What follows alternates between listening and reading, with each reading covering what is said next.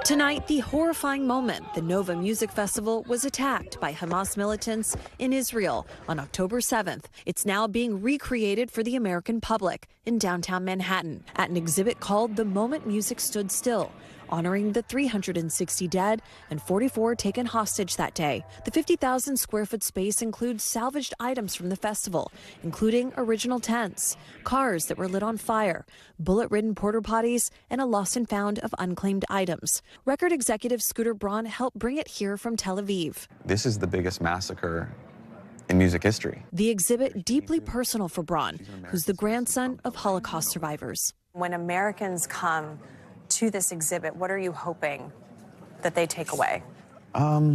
Look, these are actual cars that terrorists destroyed.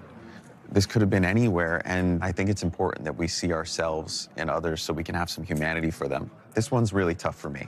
You know, growing up in a Holocaust family, there's a lot of images of just piles of shoes. And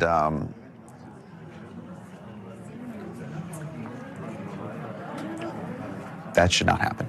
And survivors of that tragic day are now showing up to view the exhibit, including Ophir Amar, one of the producers of the music festival.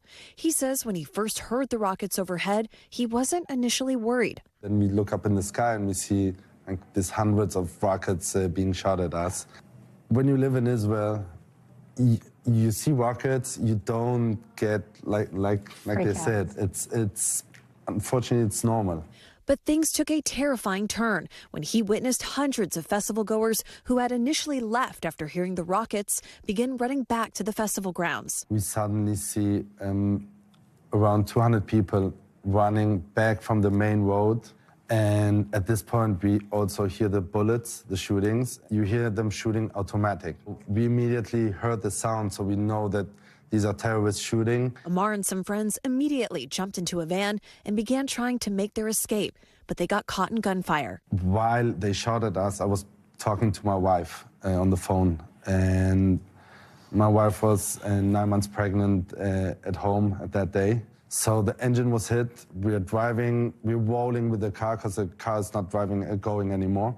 The driver turned into this orange field, and once we stopped with the car, they took me out of the car, couldn't move, and well, it's pain that I never felt before.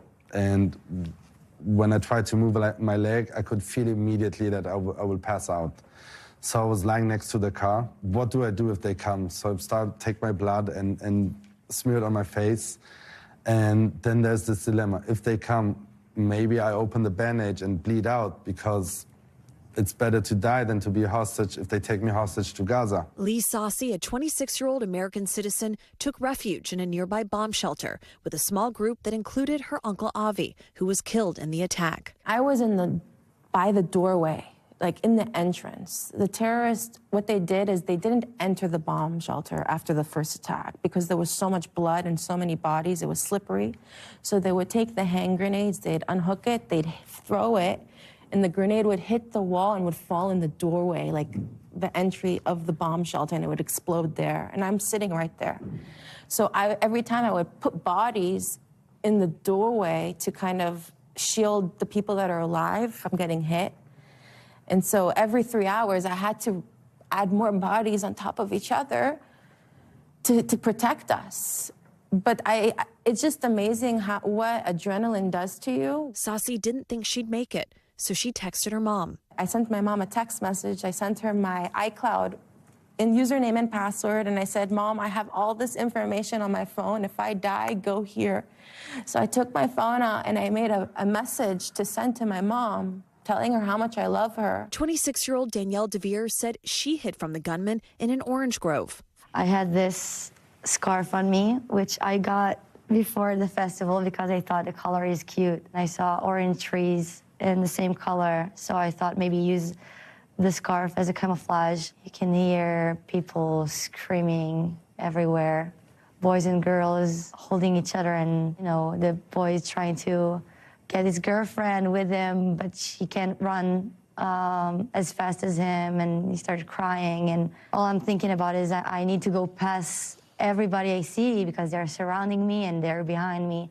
And if they shoot somebody, I need to stay alive. I don't want my parents to find me here dead. Braun and exhibit organizers aim to focus on the lives directly affected at the festival. You can come and see this exhibit and be here for these music lovers and call out for the hostages, and still, at the same time, have the empathy in your heart to call out for innocent people in Gaza to be protected.